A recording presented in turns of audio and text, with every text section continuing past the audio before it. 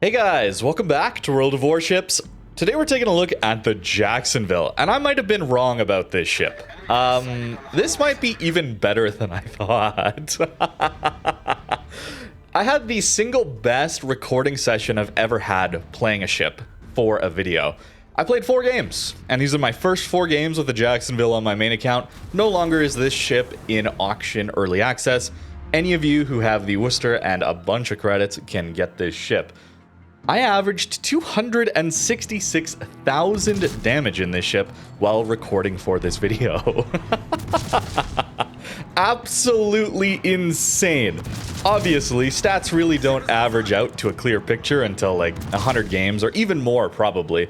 So don't take that too seriously, but pretty insane recording session, I gotta say. So we gotta take a look at the Jacksonville today and how it's probably one of the best ships in the entire game. If you're okay at light cruisers, this is a just flat out overpowered ship.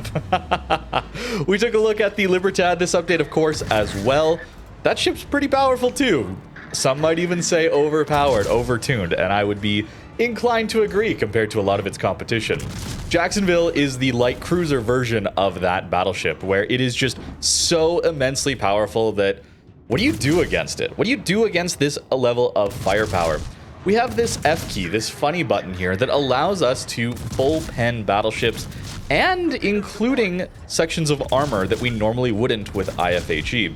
So 30 mil pen here on these guns normally, and we can get up over 40 millimeters of pen with this F key. That's the special thing here. When we're fighting American battleships, like a Montana, for example, or a Maine, as we're going to see later in this video, you just full pen them everywhere. Their armor just no longer matters. And with this DPM and fire chance, that's insane. We no longer have to remove our fire chance or cut our fire chance in half to gain that battleship pen.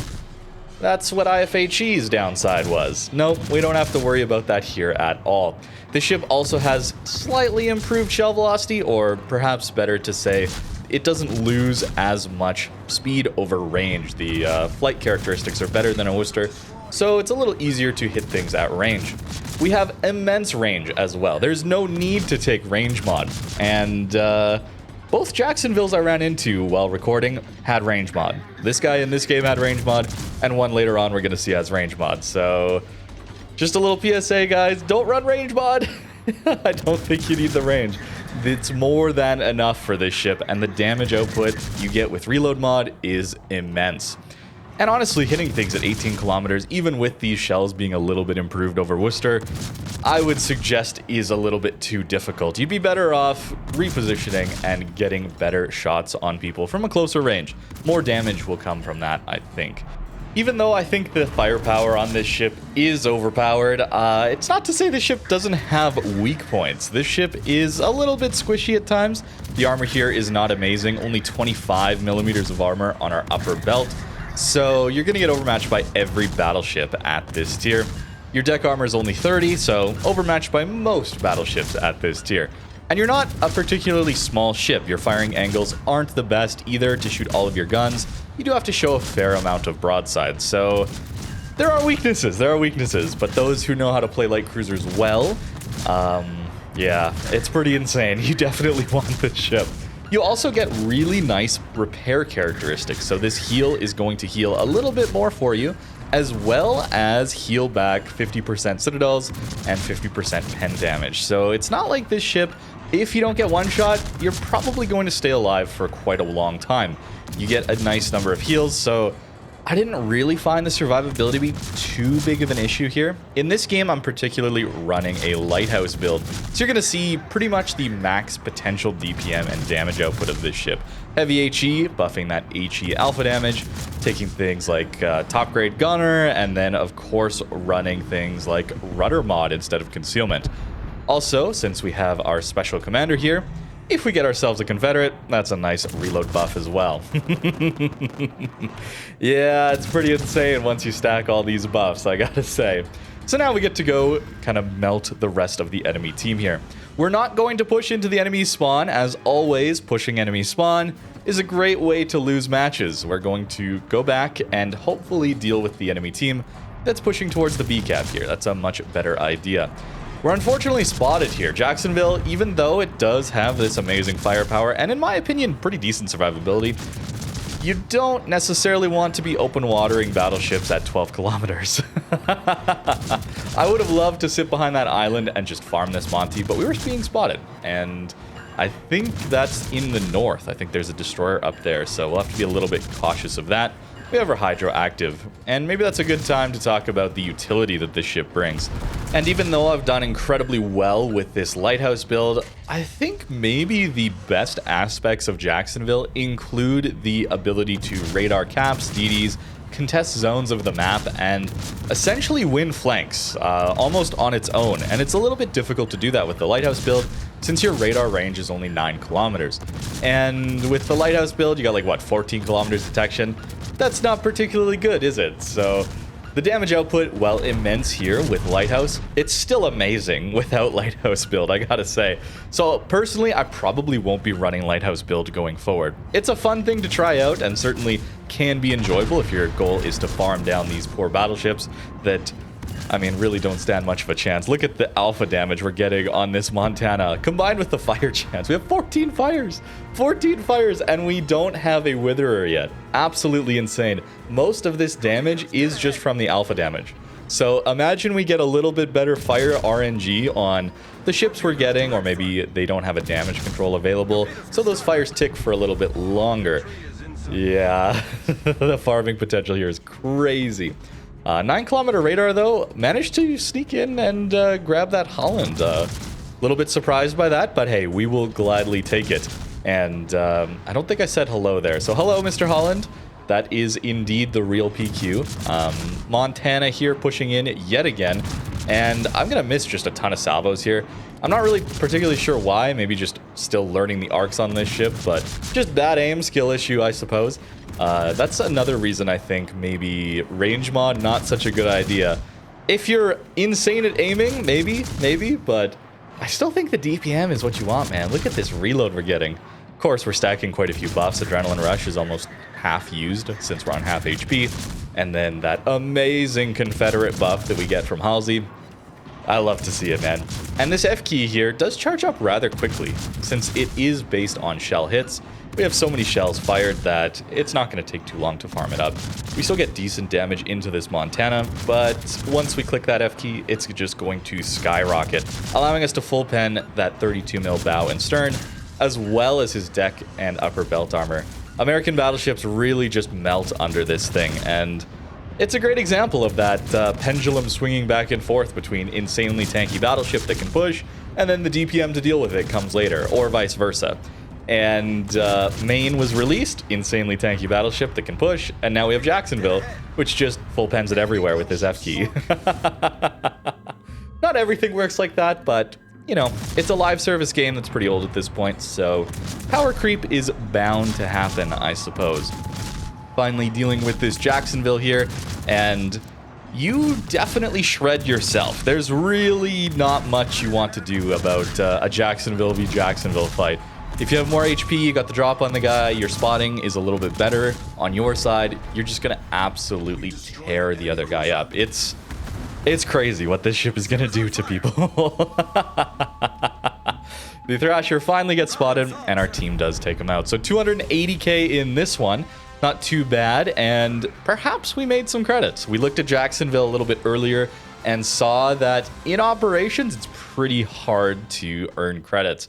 But in random battles, you do get a little bit more base XP, I think, although, let's be honest, these are outlier games, even though it's 4. 3k base XP in this one, and no Witherer. Again, no Witherer, guys, and we still managed to get that insane damage. 855,000 credits. To be fair, that's with a blue booster and premium accounts, of course.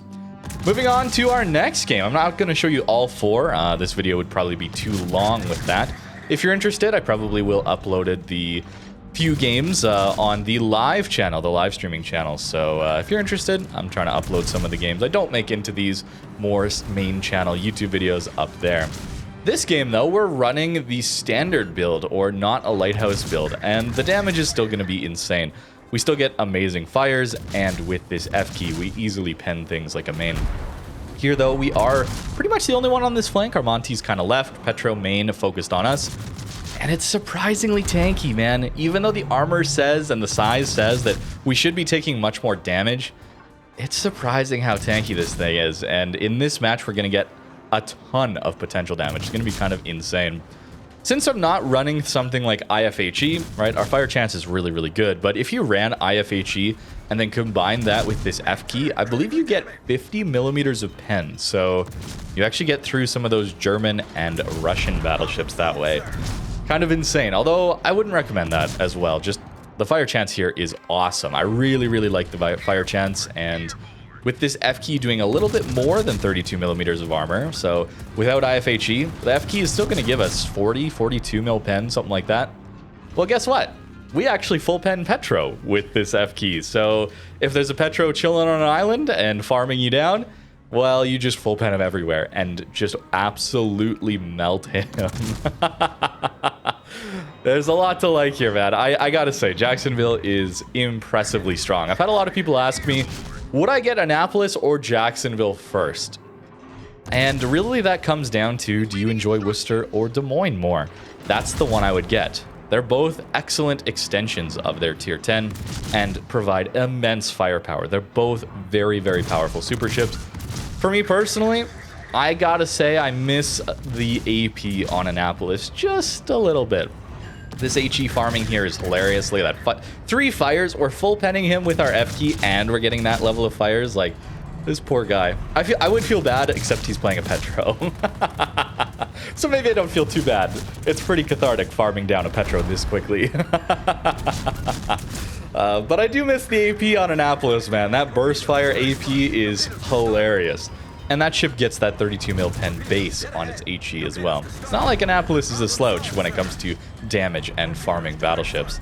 And look at that, we already have him on 3 fires again. Just insane. The damage does drop off when we don't have the F key, so we gotta hit that tiny little superstructure. But we should be able to finish this guy off. And we're kind of here alone. I mean, we do have a Tromp as well as the Balau on our flank, but our battleships are pretty far away. Look at our Montana, our Devastation as well. So we're taking some of the focus here, certainly as the main and the other Jacksonville here perhaps are going to come deal damage to us. I mean, we're doing okay, and our extra concealment is pretty nice in this one, allowing me to position well. AA, not too bad either. We still are reliant on RNG on the flak puffs. Certainly the continuous damage isn't enough to stop strikes. You do have to get lucky with flak bursts. But we're doing pretty good with that here, and obviously that defensive fire is a nice thing to have. Ship-based ASWs are not a thing on the Jacksonville, thankfully, so we actually have tools to deal with this submarine. Unfortunately, no sub-surveillance, but we do have the little splash of water, and that is enough to take him out. Finally dealing with that guy on this flank. Bit annoying, of course, to have subs in the game, but we do manage to finish him off in this one. Now it's just to farm this main as he's pushing in. We really, really love it when battleships push into us, because it's just free XP and damage. There's really not much he can do to us here at these ranges and these angles. He'd have to get very, very lucky. And considering we're broadside and then turning out, we all know how the aiming system works. You slow down, you turn out, and the shells land short. Yep. We'll abuse game mechanics here. Until Wargaming fixes it, as a cruiser player, you just gotta do it. You gotta abuse the just absolutely atrocious aiming system in this game that forces your shells away from where you're actually aiming as a battleship player. And I'm a little frustrated by that, as you can tell. It's pretty nice when you're playing a cruiser to take 0 damage to these battleships, but let me be a battleship main for a second here in this insane cruiser video. It's so frustrating to be farmed down by these cruisers, man. These light cruisers, open water, that I should be nuking as a battleship. As a main, I should be nuking this guy for daring to open water gunboat me. And, well, I mean, there it's just dispersion. But that previous one, the slow down and turn out, why do my shells get pulled away from where I aim? Why do you have an aim assist in this game that does not actively help you? I get that it can help bad players who aren't aiming correctly, but I have to try and compensate for that aim assist. And then we get videos where I'm aiming kind of in odd places, and to call out some of the commenters here for a second, you realize that I'm trying to account for the aim assist pulling my shells away from where I actually want them to go, right? That's why sometimes it looks like I'm aiming incorrectly. You have to do that if you want the game to give you the damage. You can't actually aim where it looks like you're supposed to aim. You have to try and account for Wargaming's terrible aim assist. And it's difficult because it's inconsistent. It doesn't apply correctly every time. When you're around islands, it applies incorrectly as well. Sometimes it's going to go low, sometimes it's going to go high, and it depends on whether the ship is turning in, turning out, slowing down, and it doesn't even consistently do that for a slowdown and turnout. It's not always going to apply the same way. Very, very annoying. If it at least consistently offset your shells, you could account for it, but it doesn't always do that. It's very, very, very, very annoying. But back to being a cruiser main now for a minute. It's very nice. We love this aim assist system. It allows us to take 0 damage from these big, dumb, slow battleships and farm them for free. We get to take all of that damage and all that XP. We're going to just absolutely love farming this Conqueror and this main. Here we're going to push in. We got a Monty with us finally, and still taking some of the focus fire here. 1.5 million potential damage on this one. That F key, maybe not the best aim on the Conqueror, of course, but still gave us some pretty nice damage. He's used his super heal, I believe, and now we get to light him up with even more fires. This enemy Jacksonville, I believe, is also a range mod Jacksonville, so I don't know. I don't see the appeal, but maybe you guys can let me know in the comments down below what you think. There's our Witherer finally. And someone got a nice hit into that Conqueror as well. So we should be able to finish him off. Approaching 200,000 damage in this one. There's the high caliber. Still no Confederate, unfortunately. It's a little bit difficult when you're farming like 1 or 2 battleships to actually get that Confederate. Here, using island cover intelligently, I think, is an important aspect of playing Jacksonville and these light cruisers. Sure, we can do the open water thing and just abuse the terrible aim mechanics in this game and not take damage from battleships, but it is still a little bit easier when you're just not even spotted at all, farming over these islands. Of course, you do need some spotting. Your teammates got a spot for you for that, but that's not too bad for the most part. Thankfully, we do manage to farm up this F key buff here, and we'll use it a little bit later. I'm going to just cut out a very long dead portion of this game where we did not chase them into spawn. We came back to try and deal with the B cap here. I got a little bit of damage on the Iowa is basically what happened in that cut. But, I mean, you've seen me farm Montana in this video already, so it wasn't too much damage. Dealing with the Tromp here at 11 kilometers, 12 kilometers. Can be a little bit difficult to hit these ships when they're kiting away, but still doing decent damage to them. There's our Confederate finally. That's going to give us our very nice reload buff. Up to 2.7, 2.9 million potential damage. Some of that is from these airstrikes, but we didn't have too many of those. But a 3 million potential damage game where we still have 2 heals left and half our HP in a Jacksonville. We did some open watering certainly earlier in this game as well. It's pretty impressive what this ship is capable of, I gotta say. And then Humphreys is gifting us the game here. Thank you, Humphreys.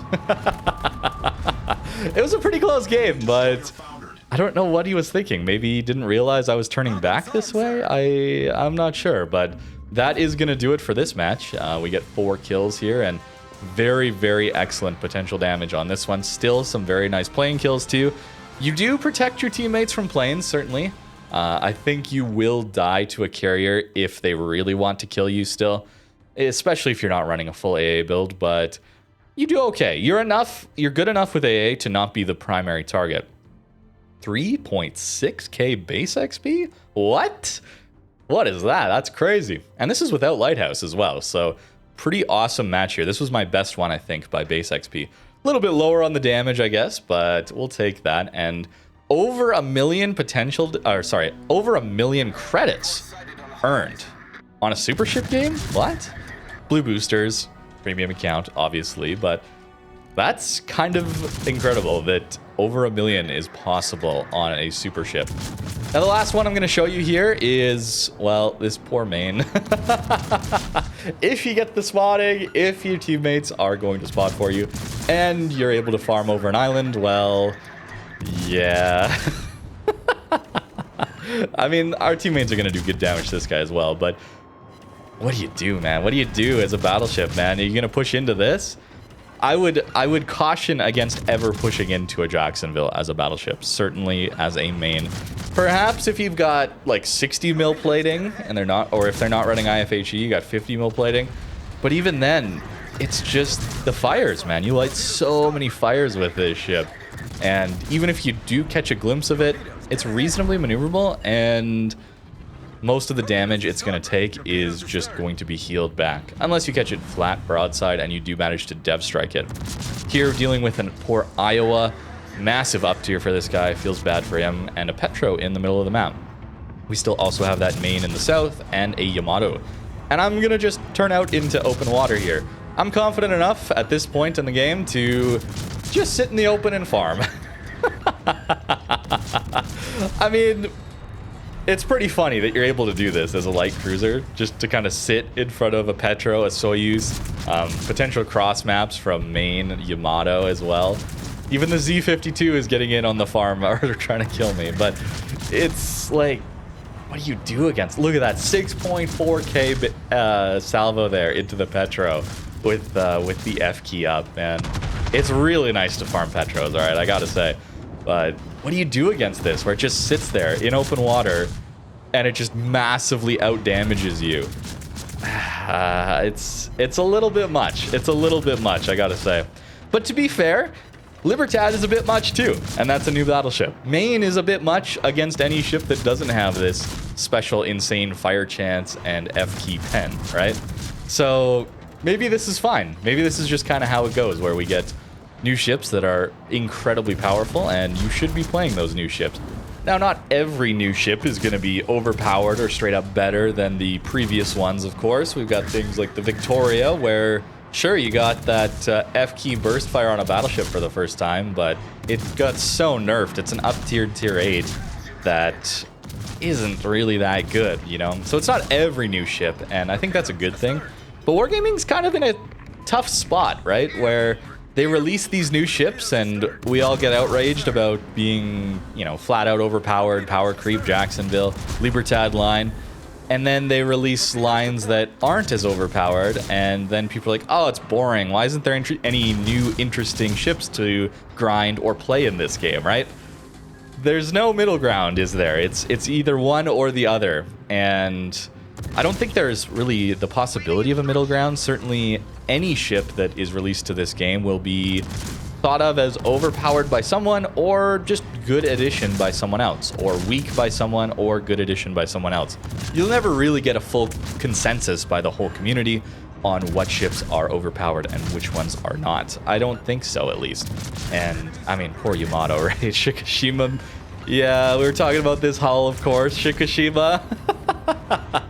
There's a lot of 32 mil plating on a Yamato hull, and that's why we're going to use that F key to do immense damage.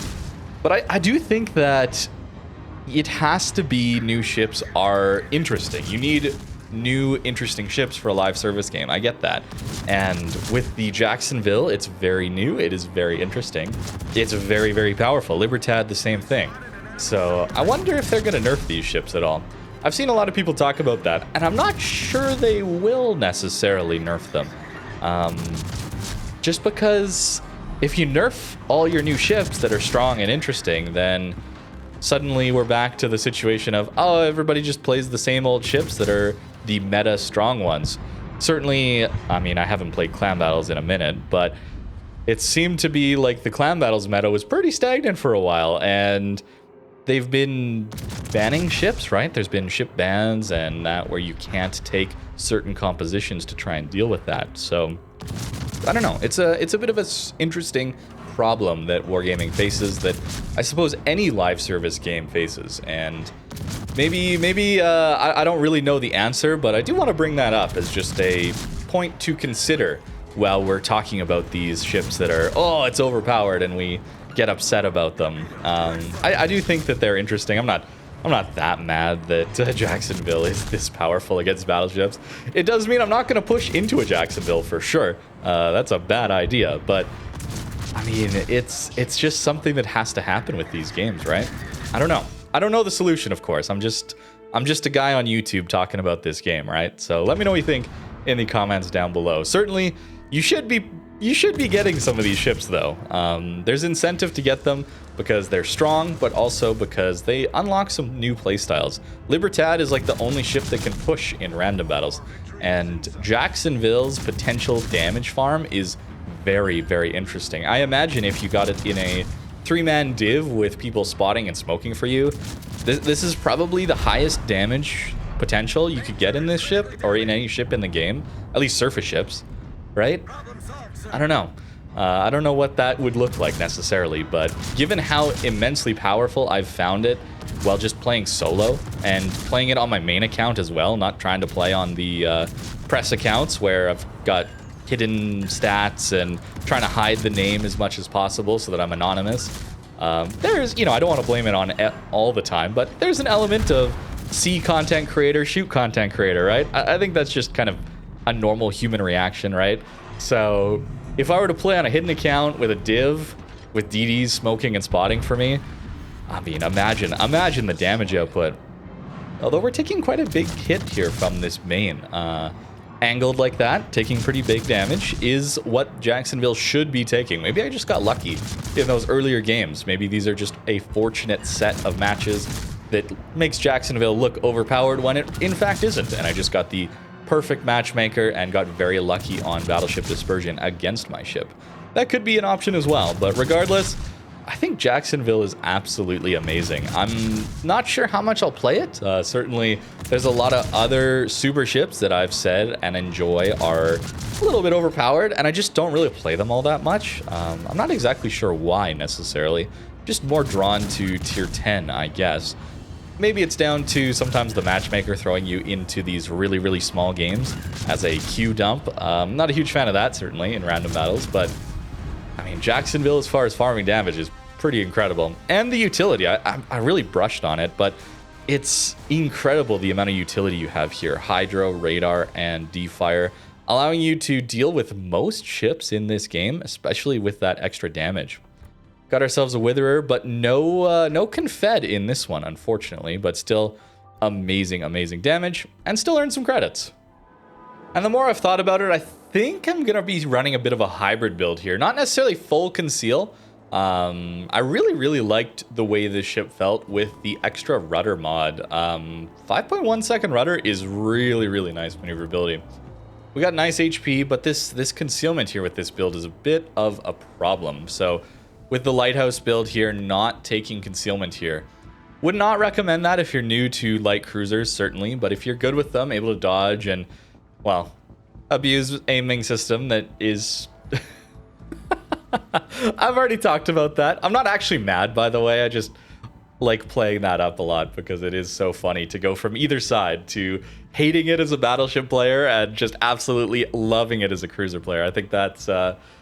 there's two sides of my brain there because I really like playing both of them. Here's the Lighthouse build that I was running. Very greedy. And I'm going to change it right now because I really don't want to be running a full Lighthouse build necessarily. I think heavy HE and SAP is maybe a bit too far. I think if I go, I don't know, something like that, I guess. That'll give us 11 kilometer detect, much more comfortable than that 14. And that still gives me that 5.1 second rudder time. It's doable. It certainly is doable. The Lighthouse build here, I always talk about the difference between your main battery range and your detection being the comfort level of the ship. How easy or comfortable is it to play in random battles? Because it allows you to get closer to the enemy without being spotted. And when you do get spotted, you're more likely to have a bunch of ships in range that you're allowed to shoot at, and not forced to play really far back because you're spotted instantly and everyone starts opening up on you before you're really in range to effectively use your guns. So I might run something like this. Although to be fair, my best game there, that 3.6k base XP, was with the standard build like this, with full conceal. So, you know, it can definitely do work with without that as well. This is the perma camo, by the way, if you're wondering. It's not that I wasn't running a camo. It's yep, that's the one. But certainly something to be aware of is it is a larger hull, and this armor is really not great. Above water citadel, no fancy tricks like the Annapolis has with its in kind of very weird skinny citadel that randomly does not take damage. I don't understand why this is a thing here. So like they made Jacksonville like this. Just make normal ships, normal hulls, so you don't overpen every citadel in the game as a battleship player. Yeah, the BB main is starting to creep out. No. This is a cruiser main video. We love citadel overpens. We love them because it means we go broadside and take no damage. And we get to farm those dumb battleships for thinking they can deal damage to us cruiser mains. Okay, I'm obviously playing a bit here, okay?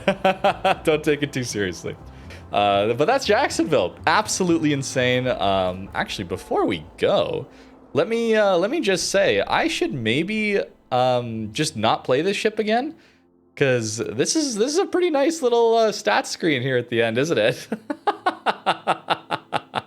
No, I'm definitely gonna play it some more. 4 games is not statistically significant at all, but that's a pretty nice average. But that's gonna do it for today. I hope you guys enjoyed. Definitely get your hands on a Jacksonville if you're a light cruiser player. It is absolutely amazing. Hope you enjoyed. Have a great rest of your day, and thank you for watching.